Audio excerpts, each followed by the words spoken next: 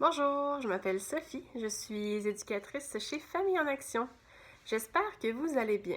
Aujourd'hui, j'aborde avec vous le sujet de la suce. Donc, je vous informe de quelques contre-indications concernant l'usage de la suce pour ensuite vous présenter quelques bienfaits, puisqu'il n'y a pas seulement que de contre-indications.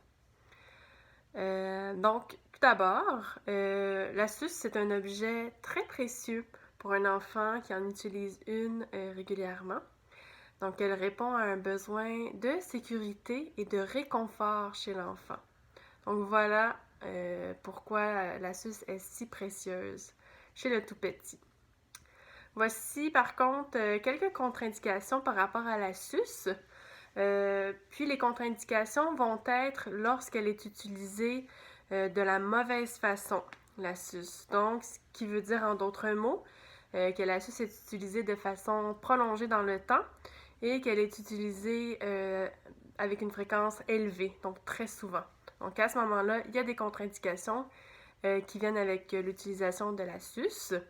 Donc tout d'abord, donc elle empêche la formation d'une dentition en santé. Puis ça, c'est autant par rapport à la position des dents dans la bouche qui peuvent en être affectées que par rapport aux caries qui peuvent se former. Donc, si la suce est utilisée trop fréquemment, puis qu'elle est utilisée d'une façon prolongée dans le temps, donc ça, c'est une contre-indication. Ensuite, la suce peut, donc encore une fois, si elle est utilisée de la mauvaise façon, elle peut nuire au développement du langage chez l'enfant. Puisque quand on a quelque chose dans la bouche, on parle moins. Et enfin, la suce, elle nuit aussi au développement affectif de l'enfant.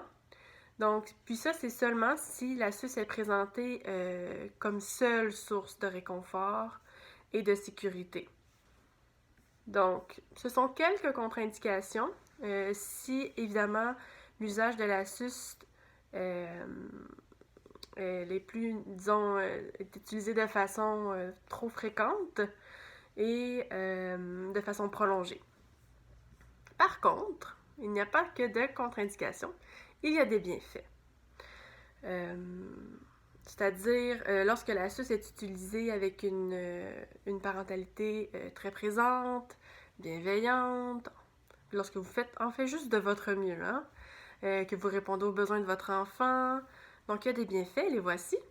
Donc, on parle ici que la suce, elle permet donc de répondre à un besoin de réconfort chez l'enfant. Donc, c'est un bienfait. Donc, parfois, on essaie de toutes sortes de façons de réconforter notre enfant. Eh bien, la suce, elle peut nous apporter un coup de main parce que des fois, on n'y arrive pas.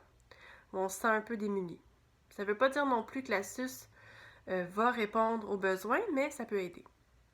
Ensuite, la suce, elle peut aider l'enfant à s'endormir plus rapidement, puisque celle-ci, bien, encore une fois, elle le réconforte et le sécurise. Donc, voici un bienfait. Et enfin, la suce, elle permet de sécréter des endorphines qui procurent à l'enfant un sentiment de relaxation, de bien-être, ce qui peut être bénéfique pour le sommeil, entre autres.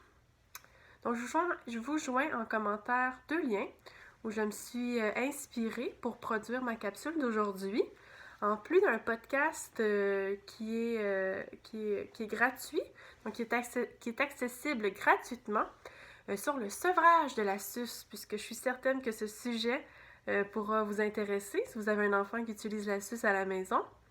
Donc, ce podcast, il est présenté par Mélanie Fortier, qui est une éducatrice spécialisée en petite enfance. Puis, elle tient aussi la page Facebook Wikid. Donc, c'est très intéressant. Vous pouvez aller y jeter un coup d'œil. Donc, je vous mets les liens sur lesquels je me suis inspirée en commentaire, en plus du podcast. Et je vous dis à bientôt!